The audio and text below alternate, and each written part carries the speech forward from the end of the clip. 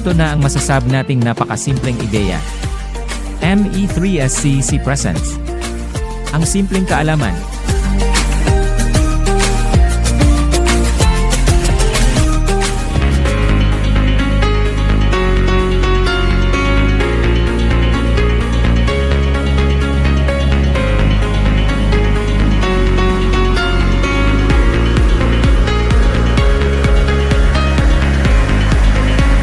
Simulan na natin ang project.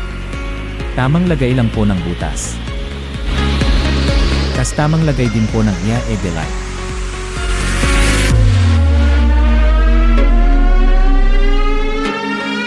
Panoorin lamang pong mabuti para hindi ka malito.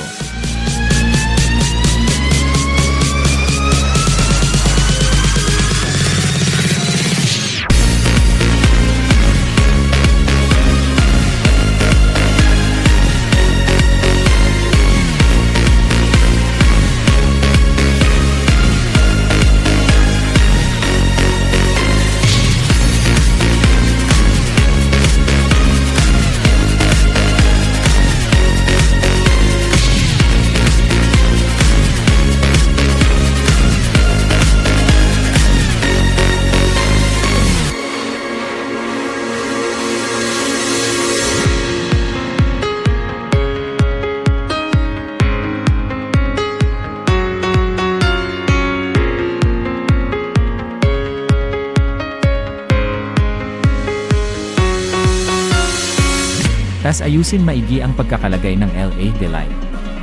Sundan lamang po ang video. Ganyan lang po yan.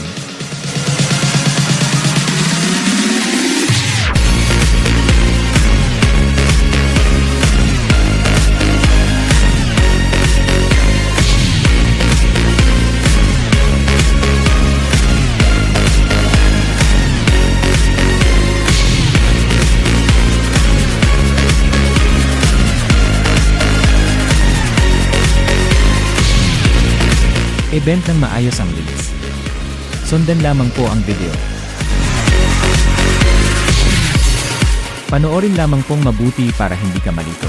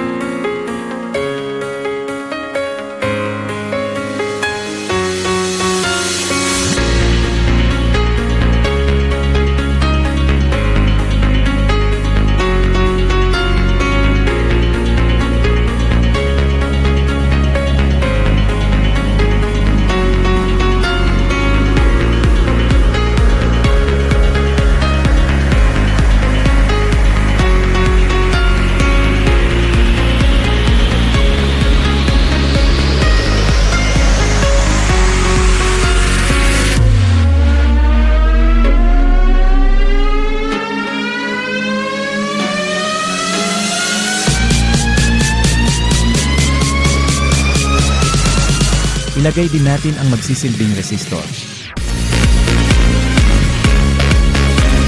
Tas i-connect yan ng nasa tamang connection bago soldahin.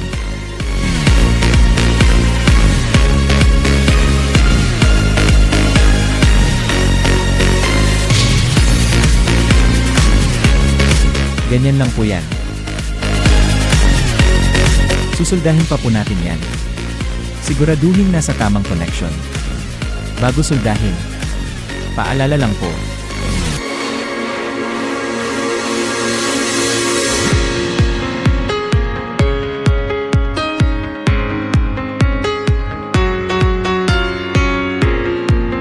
At dahil sa na-double check na natin ang connection niyan, at nasa tama naman lahat, soldahin na natin yan.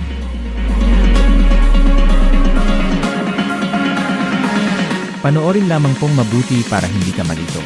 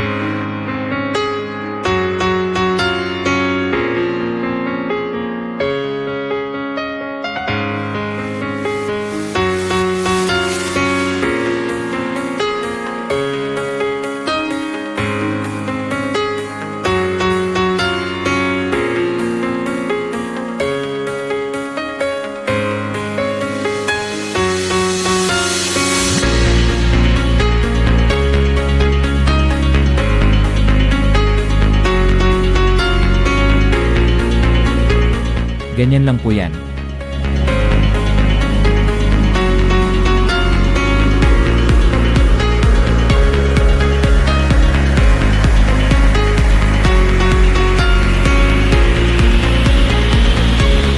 Maghanap ng katulad ng nasa video. At gayahin lang po ang ginagawa ko. Mag-ingat sa pagputol. Huwag isama ang daliri.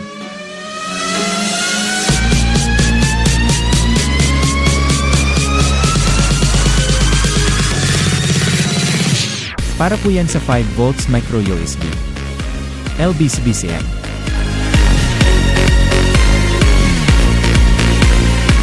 Ganyan po ang setup niyan. Susoldahin pa lang po natin yan. Kailangan lang siguruhin maigi na walang short circuit na mangyayari. Pag sure ka ng walang short circuit na mangyayari, soldahin na ang magsisilbing stopper niya. Gayahin ang nasa video.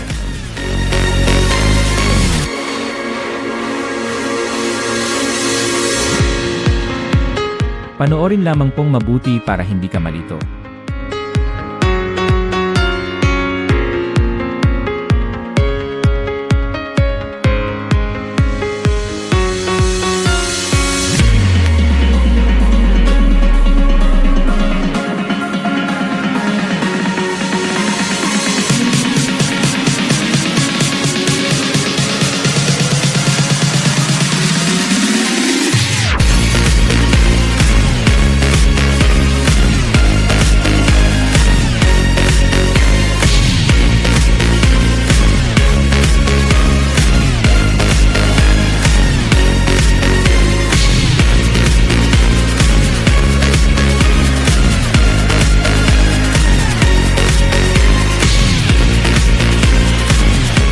Huwag pagdikit-dikitin. Ganyan talaga yan.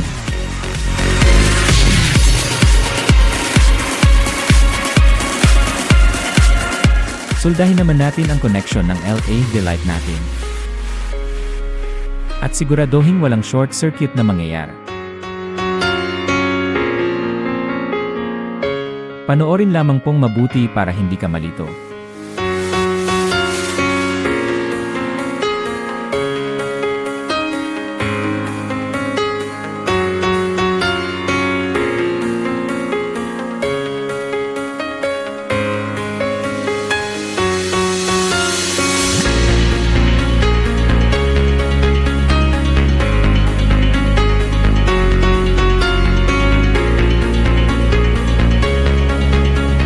Tas tingnan maigi kung walang short. Pag sigurado ka ng walang short, next step na tayo.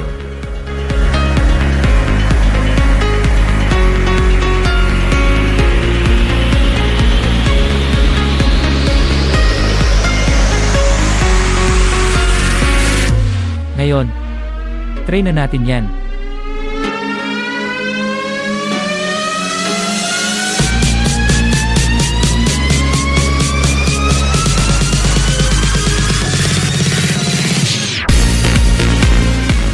Pihitin lang to at ibagay. Pag uminit, pahinaan lang ng kaunti.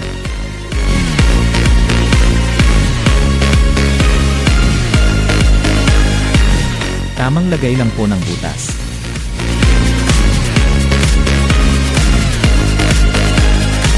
Panoorin lamang pong mabuti para hindi ka malito.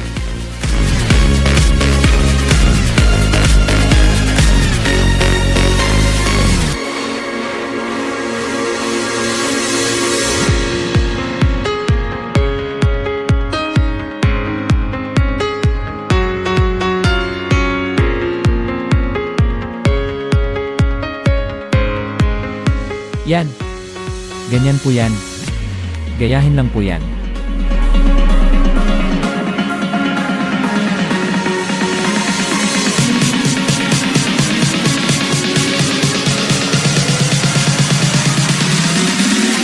Ganyan lang po yan.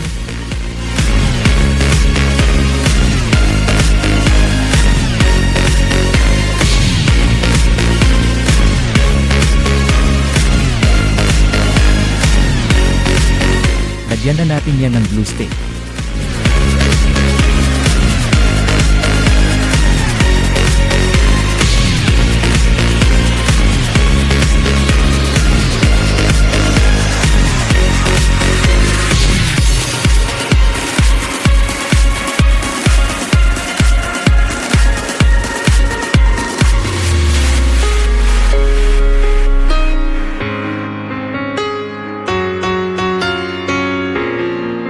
Sundan lamang po ang video.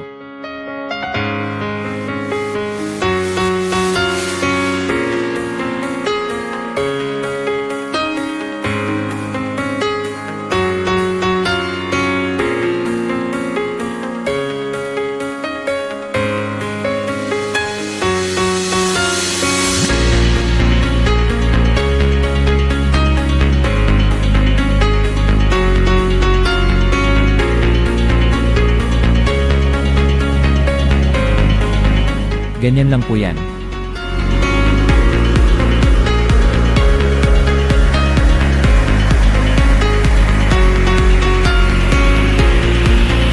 Ito naman ang lagyan natin ng glue stick.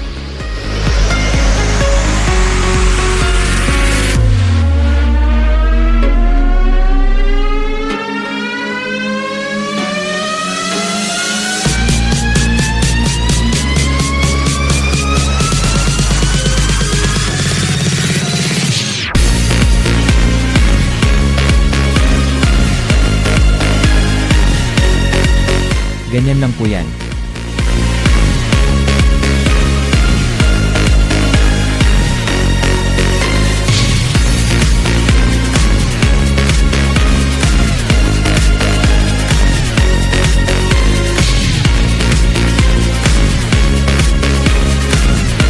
Tas ilagay na natin ang cover ng 5 volts micro USB LBCBCM. Panoorin lamang pong mabuti para hindi ka malito.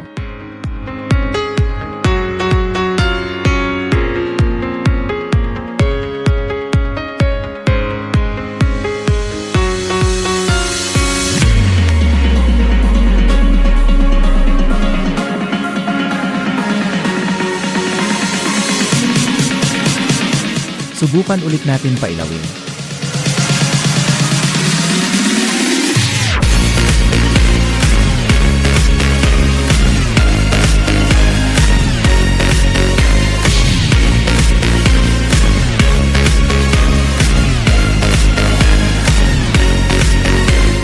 Lagyan na natin yan ng glue stick.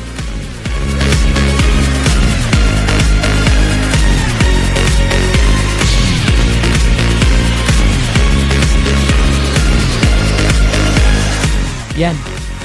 Ganyan yan. Ang panghuli. Isarado na natin yan. Ganyan lang po.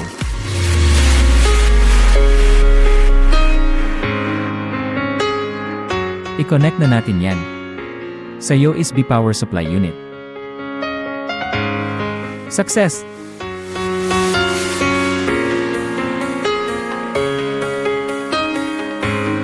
Yan po ang USB mini light natin. Sinubukan ko na pong gamitin yan ng 4 hours. Sa awa ng Diyos, okay naman po. Ilalagay ko na lang po sa description ng video na to yung result ng final testing natin. Kung pwede din tong gamitin ng 12 hours pababa or pataas.